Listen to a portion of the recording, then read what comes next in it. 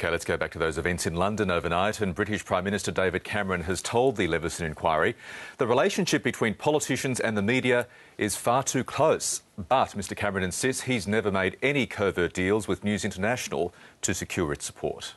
This idea that somehow the Conservative Party and News International got together and said, you know, you give us your support and we'll wave through this merger that, by the way, we didn't even know about at that stage. I mean, I think the idea of overt deals is nonsense, and you've heard that from lots of people in front of this inquiry. I also don't believe in this theory that there was sort of nod and a wink and some sort of covert agreement. You know, of course, I wanted to win over newspapers and other journalists, editors, proprietors, broadcasters. I worked very hard at that because I wanted to communicate what the Conservative Party and my leadership could bring to the country. I made those arguments, but I didn't do it on the basis of saying, you know, for either overtly or covertly, you know, your support will mean that I'll give you a better time on this policy or that policy. David Cameron appearing at the Leveson inquiry. James Hanning is the Deputy Editor of The Independent on Sunday, and he joins us now from London. Good morning, James Hanning. Thanks for your time. What did you make of David Cameron's appearance? Well, Karina, I don't think we will ever see David Cameron quite as uncomfortable as we saw him today. It was a real eye-opener, actually. He'd been practicing a lot. His friends had been role playing for his Inquisition, but he really wasn't comfortable. The first hour he talked in kind of general terms, but then he got on to issues about his employment of Andy Coulson and his friendship with Rebekah Brooks. And those are things he's never really had to confront before, and he was very uncomfortable. And you talked about role-playing with friends. How much preparation would have gone into yesterday's appearance? Well, we're told that his old friend from Oxford, Andy Feldman, who's a sort of tennis-playing charman, somebody who put in the House of Lords, was playing the role of Robert Jay, the barrister, I think yesterday and also earlier in the week. And we're told that there were also people giving him legal advice and so on. And it's been known for a long time that he's not been looking forward to this at all. One of the key revelations last night, after and coming off the back of the LOL text message, was another text message exchange with Rebekah Brooks in 2009. Tell us about that.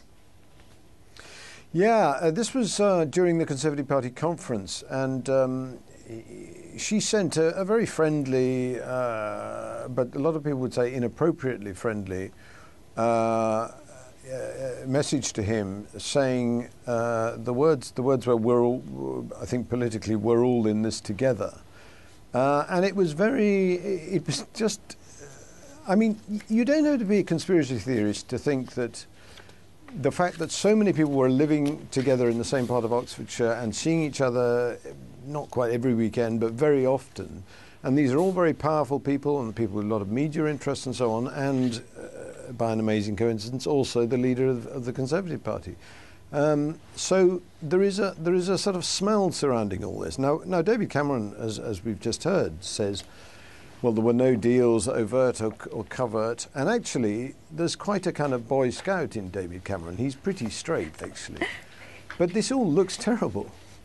So exactly then, how uncomfortable would he be about the extent to which this appearance has exposed the closeness of those relationships between some politicians and some in the media?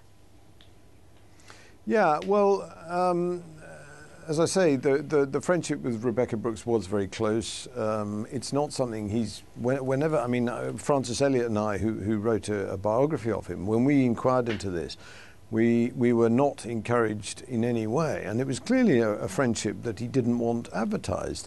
So, of course, you know, as journalists, you think, well, why do they not want us to know about this? This is very strange. So you look, and, you know, I'm not saying there's anything particularly sinister, but it kind of invited suspicion, in the same way that his appointment of Andy Coulson was something they did not want to talk about. And so you think, well, you know, what due diligence did they do? What questions did they ask him before they hired him?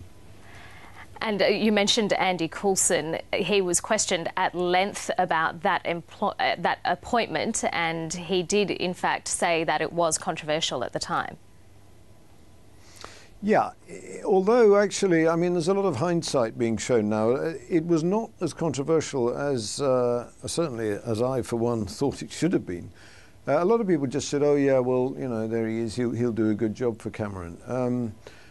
Having said which, you know, he'd only been gone from the News of the World 3 or 4 months, and a lot of people, we now know, and we disclosed this in our book, a lot of very senior journalists said privately to Cameron, either personally or either in person or to his office, they said, look, this is a dangerous thing to be doing. You should not be employing anybody who has ever been editor of a paper like the News of the World, quite independently of the particular reason in this case, which was the fact that 2 people had recently been sent to prison over phone hacking. So politically, what damage, if any, has his appearance done, and in particular the questions he had to answer about the Culture Secretary Jeremy Hunt's overseeing of the B-Sky-B bid?